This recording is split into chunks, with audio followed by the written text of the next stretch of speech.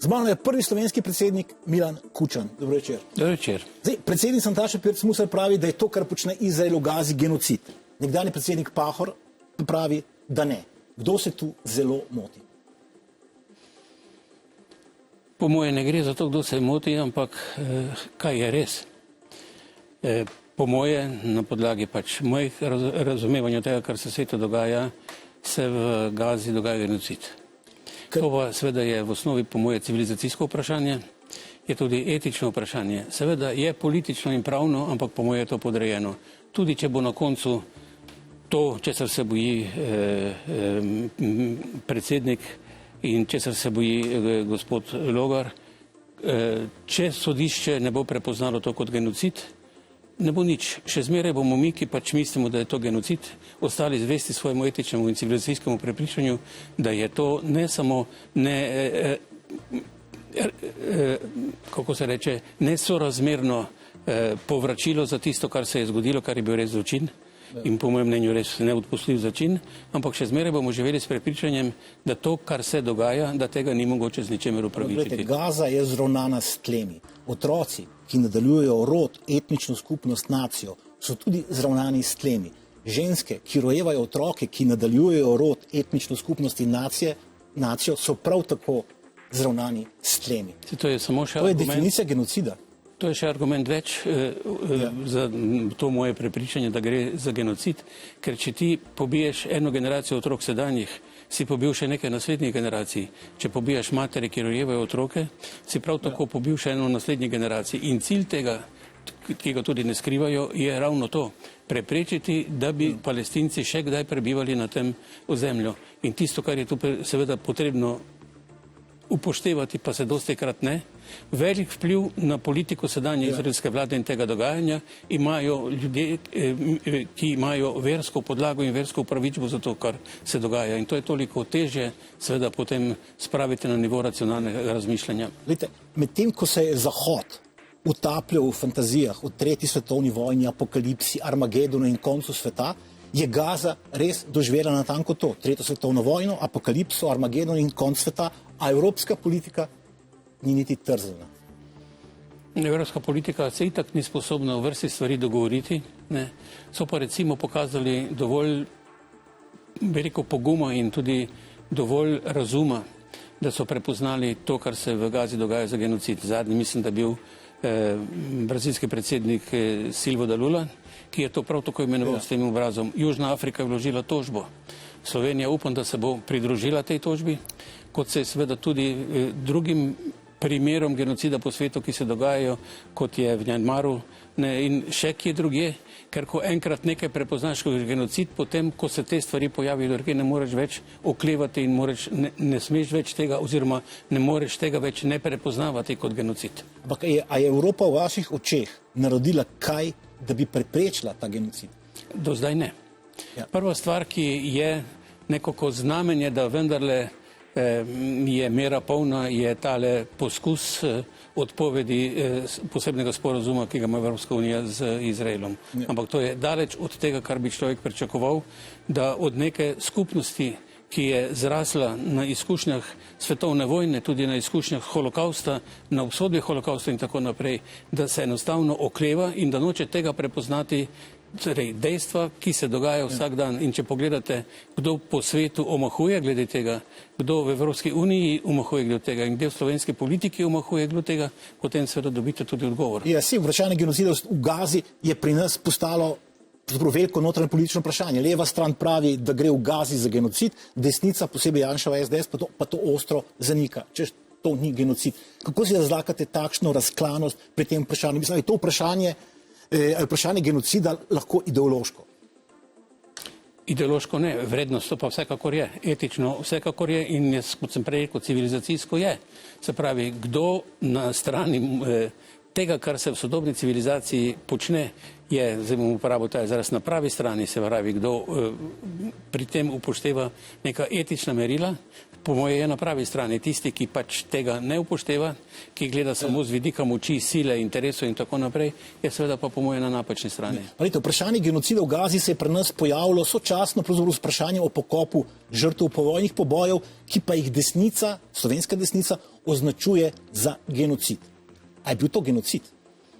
Ne, jaz mislim, da ne. Bilo je seveda zločin, o tem se je uradna politika, slovenska država dostikrat že, kako bi rekel, izpovedala, mislim, da je to pravi izraz, je tudi obsodila. Sveda to vprašanje ne pokopa, ne, je ne samo pietetno vprašanje, ne samo etično vprašanje, ne. Pri nas se z tega dela seveda tudi politično vprašanje. In zdaj ob 80-letnici mislim, da je konca druge svetovne vojne, da je zadnja priložnost, da se ta pietetni pokop zgodi. Na vse zadnje tudi po letih, ki so minile od takratne pokopne svečanosti leta 91 oziroma 90 v Kočevskem rogu, je skrajni čas. Postavljate pa vprašanje, kje naj bo pokop? Predvprašanje, ali bo pokop, se mi zdi pa izrazito politično in manipulativno vprašanje. Tisti, ki v bistvu pokopa ne želi in želi še naprej s temi žrtvami manipulirati, se da postavlja kraj pokopa na prvo mesto. Kaj pa vprašanje, kdo naj pokoplje žrtve povojnih pobojev? Kdo? Pokopala jih bo slovenska država. Kdo v imenu slovenske države, ne vem. Predsednica se je dostikrat izrazila glede tega že in jaz upam, ne, da je bo tudi uspelo, da bo v tej letu, ko se spominjamo 80-letnico konca svetovne vojne, ko so se znotraj te vojne in tudi neposredno po vojni povsod po Evropi dogajalo grozodejstva, da bo to zmogla in da bo to tudi uredila. Janez Janša je že trikrat vodil državo, ne? Lahko bi pokopal žrtve povojnih pobojev, če bi hotel, ne? Ne samo to, ampak tudi tožilstvo so po vojni imeli v rokah, ne, in tudi takrat bi se lahko vprašanje, ki se zdaj dostikrat postavlja krivcih in odgovornih, pa se takrat to ni postavljalo.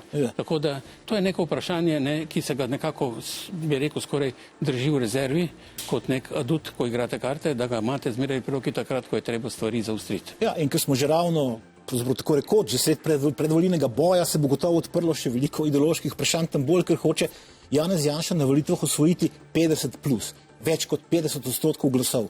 Tako kot mislim leta 2011, ravno nekaj tazga napovedal. A je leva stran tako razpršena in zdrobljena, da mu lahko to uspe, po vašem? Je dovolj razdrobljena in to, kar mene posebej skrbi, drobi se še naprej. Ne, tako da razmišljanje, da se bo pač potem nekako to povezalo, da se bo z teh povezanih delčkov potem naredil nek velik kup, jaz mislim, da je to iluzija. In zatem jaz dostikrat vidim ne konceptualne razlike na levici. Ne, teh konceptualnih razlik v bistvu ni tako zelo veliko. Vidim pa osebne ambicije. In kadar se osebne ambicije podrejo nekemu skupnemu cilju, to je odgovornost za državo in za upravljanje z njo, potem seveda tu vidim, da je neka napaka in da je temu težko reči levica. Ampak a menite, da je že toliko ljudi pozabilo njegov zadnji mandat, da bi lahko zmagal s takšnim naskokom? No, človeški spomin je kratek in tudi to, kar sem zdaj slišal v teh intervjujih, ki očitno so vas tudi inspirirali, je, da je pravzaprav vlada, ki jo je vodil, padla zaradi nošenja mask. Ne. Ljudje so pozabili, kaj je bilo z STA-jem, kaj je bilo s televizijo, kaj je bilo z robokopi, kaj je bilo z nasiljem nad policijo in tako naprej. Jaz z kolesarji protestirati proti vladi nisem hodil zato, ker bi mi predpisovali maske, to sem sam vedel, da je potrebno nositi, ampak zaradi nasilja nad ljudmi in uporabe državnega nasilja zoper temeljno pravico do zborovanja in izražanja, zato sem pa hodil seveda protestirati. Ja, ampak gledajte, Janša zdaj po oprostitvi pred celjskim sodiščem in referendumu ustvarja vtis, da zmaguje. Ljudje pa gredo radi za zmagovalci, pravi Janja Božič Malec, šefica Mediane. Ja, v tem delu slovenske populacije, ki ga on obvladuje, on je zmagovalec. Ne? In zmeraj znova zmaga. Zmaga pred sodišči, ne gre na sodišče, ne, na sodišče oprošten stvari zastarajo in tako naprej. In seveda, mislim, v krogu, ki te smatra za zmagovalca, ni težko zmeraj znova dokazovati, da si zmagovalec. Ja, gledajte, po drugi strani, v vseh naših sosednjih državah, v Italiji, na Avstriji, na Madžarskem in na Hrvaškem je na oblasti desnica in to kar trda desnica, a to kaj pomeni? A to kaj spremeni? To seveda pomeni, da je potrebno začeti razmišljati o tem, zakaj se je to zgodilo. zakaj je to v teh državah tej desnici tudi uspelo in zakaj se ponekod to desnico tudi imenuje s pravim imenom, kot se tudi pri nas to desnico ne imenuje s pravim imenom, da je to skrajna desnica. Ja. Bolj skrajne desnice od tega pač ni. Ampak se mi zdi seveda zelo pomembno, ko se govori seveda o teh nevarnostih raznih totalitarizmov in tako naprej, ne, v Evropi ne, se prebujajo nekateri od teh totalitarizmov, ne rastejo neonacistične, hočete, in neofašistične stranke, skupine in tako naprej, čeprav seveda današnji fašizem in klice tega fašizma niso enake tistemu. Se nismo leta 30 več. Tako je, ne, ampak po svojih vrednotah, po ciljih, ki jih postavljajo, ne, v razmerah, v katerih živimo, je seveda po to treba tako tudi prepoznati. Fašisti zdaj ne korakajo več po ulicah, ampak korakajo po internetu, po socialnih omrežjih. In tudi že po nekaterih parlamentih. Ja. Ampak kako to, da je Janez Janša po vaše na desni še vedno absolutni vladar, po vseh teh letih, brez konkurence? No to seveda daje misliti o tem, ne, ali je na tem prostoru, ki ga zaseda, prostor še za koga drugega. Ne. Običajno je tako, da se v demokratičnih družbah, združbah, strankah, organizacijah, ko gre za vodenje, za usmerjanje, zmeraj nekako kosa meri več konceptov, navsezadnje tudi več ljudi, ki so nosilci teh konceptov. Ne. Tu jaz pač po tolikih in tolikih letih vodenja te stranke po enem samem človeku tega ne vidim. Ne. In to mi seveda daje misliti o tem, kakšna je notranja demokracija v tej stranki, ampak to seveda je stvar, v kateri morajo soditi predvsem člani te stranke. Ja, lahko... Te sodbe od zunaj po moje ne pomenijo nič. Okay. Lahko desnica osvoji oblast brez Janeza Janše? Težko. Če seveda štejemo med desnico to stranko in še tisto, kar sebe proglaša, da je na desni strani. V Sloveniji jaz mislim ta delitev na levo, desno in potem na sredino, desno sredino in levo sredino, jaz tega preprosto ne razumem. V Sloveniji je, in tako je po moje tudi v drugih parlamentarnih demokracijah, je levica in je desnica, ne?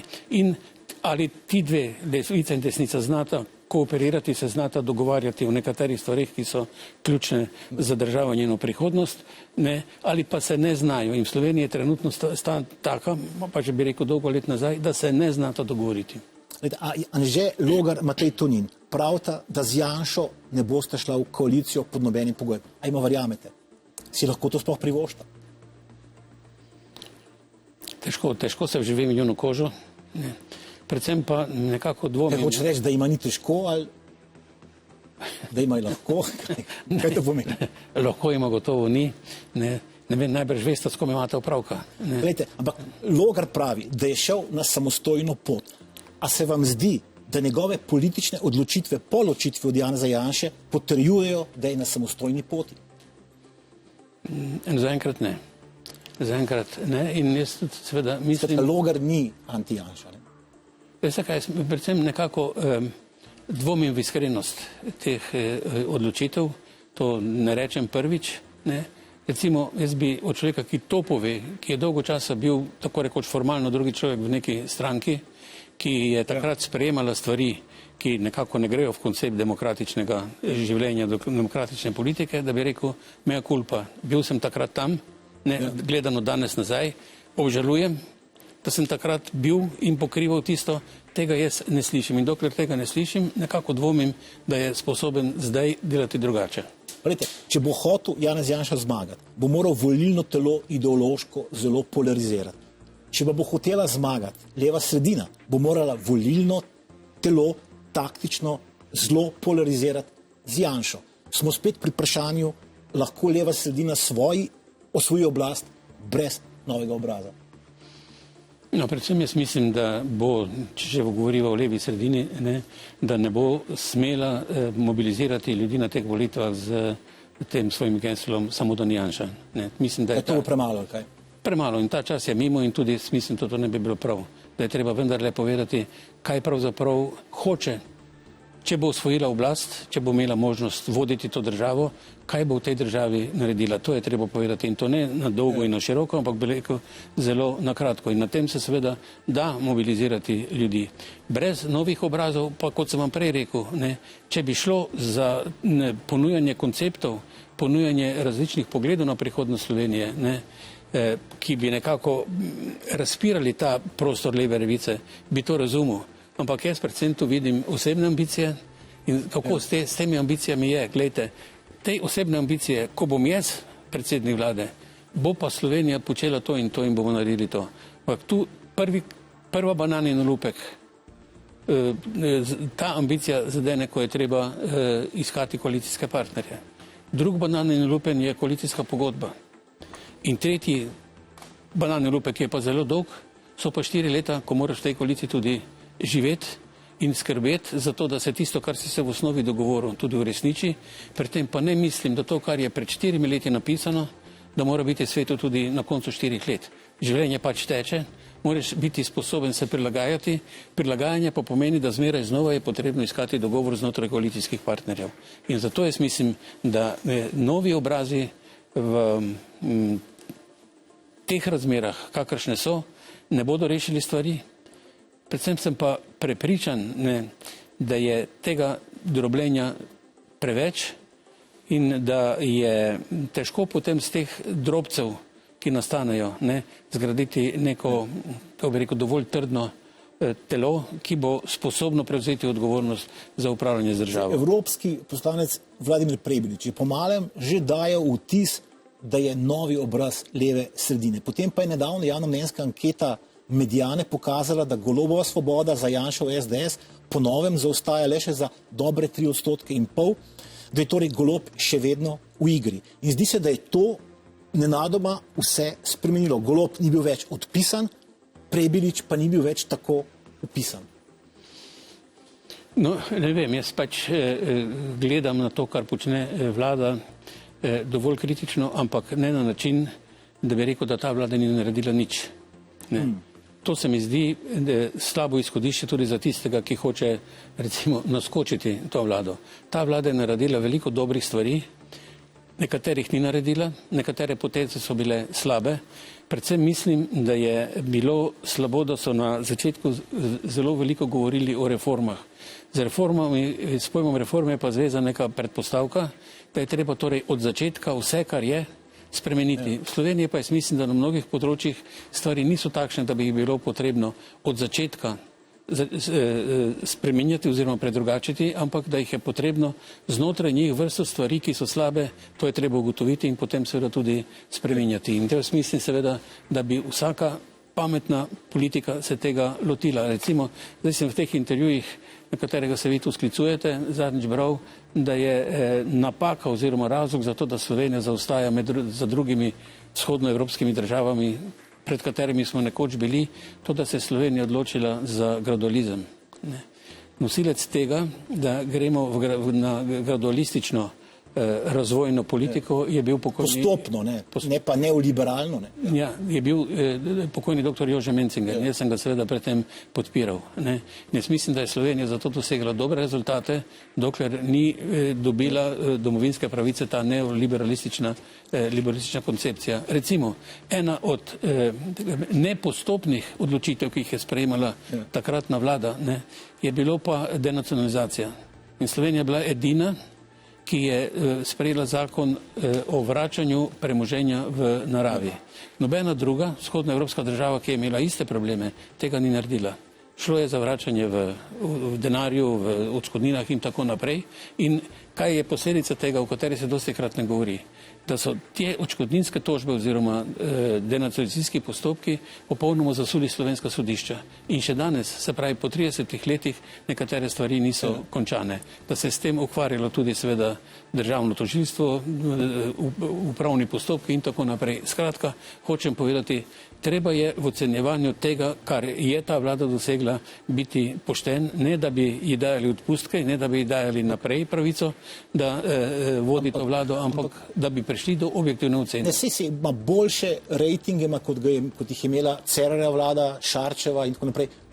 Vsi novi obrazi prej so pravzaprav zapustili prizorišče, Golobu še vendarle kaže dobro, čeprav se mu je podpora prepolovila. Ampak to me zanima. Golob, recimo, nekaj naredi, potem se pa začne za njim nenadoma podirati. Zdaj pa povejte, a to podira za njim Janez Janša ali to podira on sam s svojim repom? No, mislim, da za politiko zanimivo predvsem to drugo. Zakaj se to dogaja njemu? Ne? Ko bi včasih bi človek rekel, ne, se obnaša kot slon v trgovini s porcelanom. Ja, okay. Ne, on je odličen, kako bi rekel, komunikator, ne, zna tudi ljudi navdušiti, ne, zna stvari tudi povedati, ampak ne, včasih se potem zdi, da pozabi, da je za tem, kar je bilo govorjeno, potrebna akcija, ki mora to potem tudi uresničiti. No, ampak jaz seveda mislim, da to ni mogoče vezati samo na njega, samo na predsednika vlade, ampak to je nek krog, ki ga utesnjuje na nek način, ki ga pravzaprav na nek način tudi določa. Pri tem pa seveda, veste, to je moja izkušnja. Ne. Krog svetovalcev je zelo pomemben, ne. Ker če živijo s prepričanjem, da si ti odvisen od informacij in ocen, ki ti jih dajo oni, potem praktično ne vladaš ti, potem vladajo oni. Ne rečem, da se to zdaj dogaja, ampak hočem reči, ta nevarnost je tu. To se vedno zgodi, sej, rekel, kdor postane premijer ali pa predsednik, je ponovadi odrezan od sveta.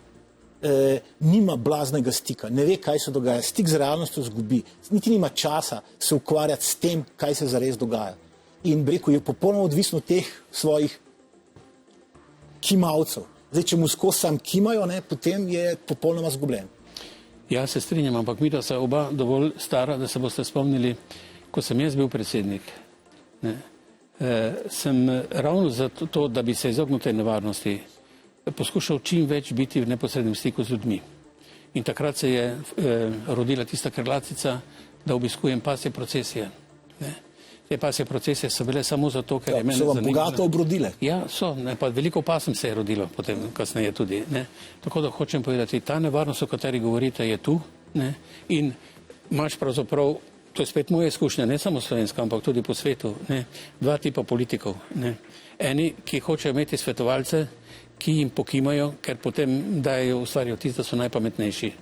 Drugi, ki pa vedo, da ne vedo vsega, hočejo imeti svetovalce, ki so vsaj toliko ali pa več pametnejši od njega, ker koliko v tem kolektiv pametnejši, toliko je seveda potem pametnejši tudi predsednik. Lejte, bi se za hip vrnil k Prebiliču, ki je vendarle pravi v tem intervjuju, na katerega pravite, da se jaz sklicujem, da se je z vami sestal, a da ni dobil tako eklatantne in neomajne podpore, kot jo je pred nekaj leti dobil Zoran Janković, in da zdaj čaka. Naj čaka ali naj gre po svoje? Oziroma, a bi dobil vašo eklatantno in neomajno podporo, če bi recimo Golobu rejtingi nenadoma strmoglavili. In bi kazalo, da bi lahko v Sloveniji oblast prevzela skrajna desnica. Jaz nisem razumel mojega srečanja z gospodom Prebeličem kot srečanje, na katerem pričakuje mojo podporo.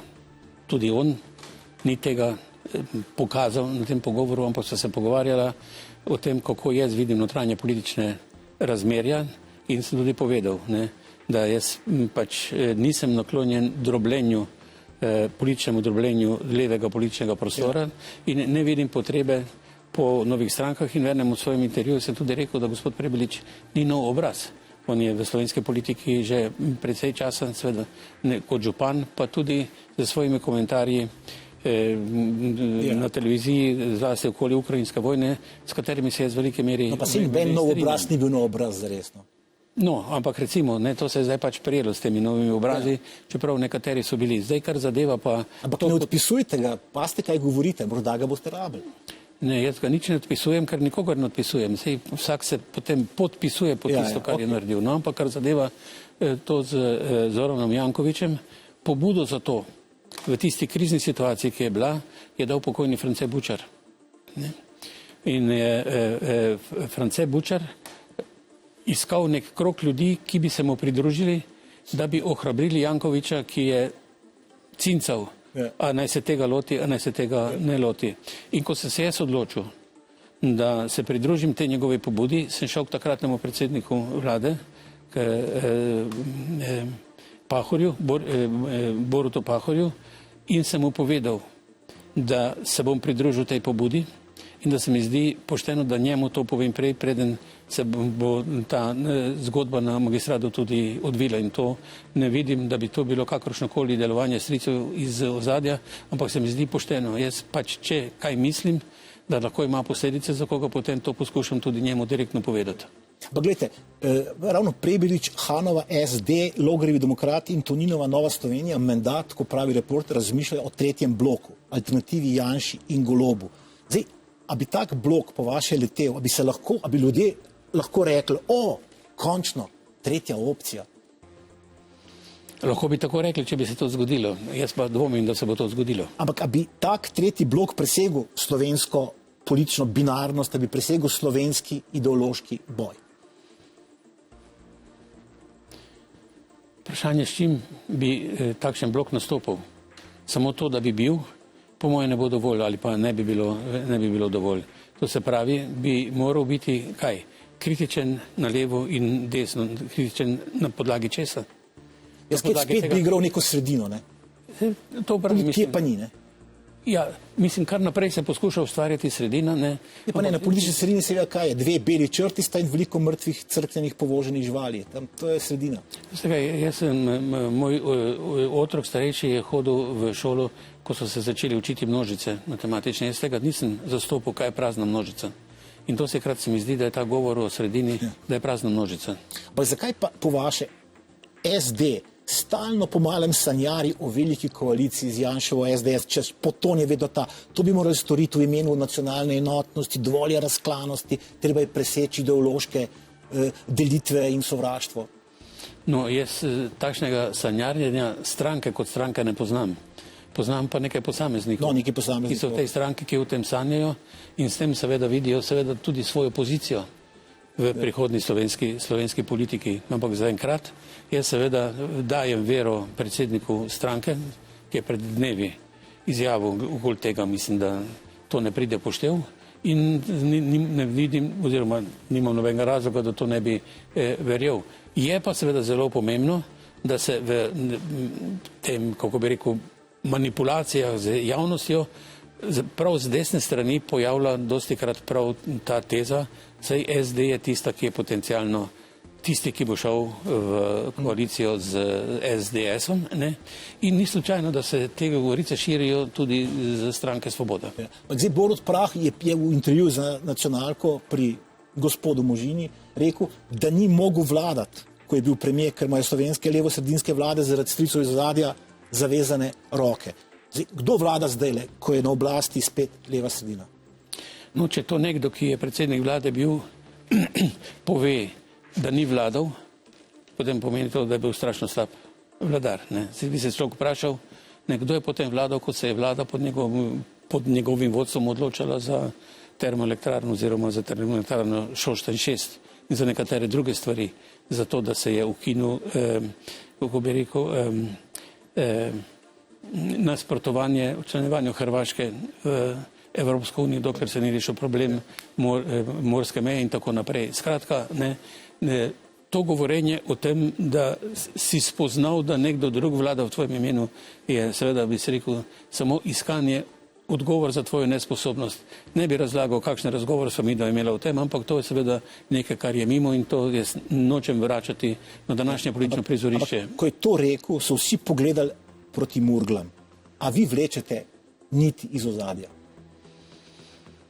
V Murglah je po mnenju enega od vodilnih slovenskih politikov na desnici živi hudoben majhen palček, ki nagaja tudi njegovi družini in to razlaga svojim otrokom. To mislim, da vam pove vse. Zdaj pa okoli teh stricev iz ozadja bi vam pa Lenart nekaj povedal. To je posebna zgodba slovenske politike, da išče izgovore za svoje neuspehe v stricih iz ozadja. Ima pa to nek negativen učinek za, kako bi rekel, delovanje te države in za njeno uspešnost. Namreč, ljudje so toliko prestrašeni od tega, da bi se dobivali s tako imenovani strici iz ozadja, ki o nekaterih problemih nekaj vedo, imajo nekaj izkušenj in tako naprej, da od tega bežijo.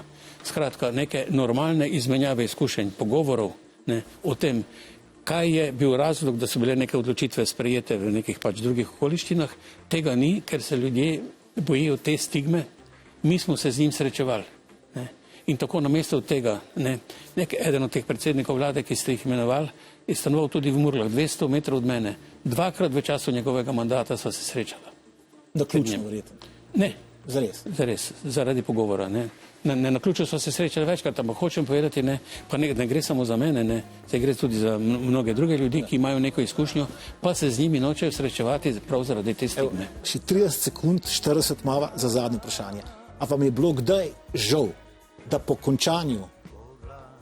koncu svojega zadnjega predsedniškega mandata niste šli v politiko? Bodisi, da ste ustanovili svojo stranko ali pa prek SD-ja. Ne, jaz vem tudi na podlagi svoje izkušnje in izkušnje mnogih ljudi, s katerimi sem se srečeval, 2 mandata, na takšnih funkcijah sta več kot dovolj. Po 2 mandatih postaje človek rutiner, nima več tiste strasti, tiste volje, mislim, da bi nekaj naredil. Ampak se poskuša nekako, hočeš, nočeš, subjektivno počutiti, da nosiš lovorov venc in da ti je Olimp tako rekoč zagotovljen. Okay. Najlepša hvala.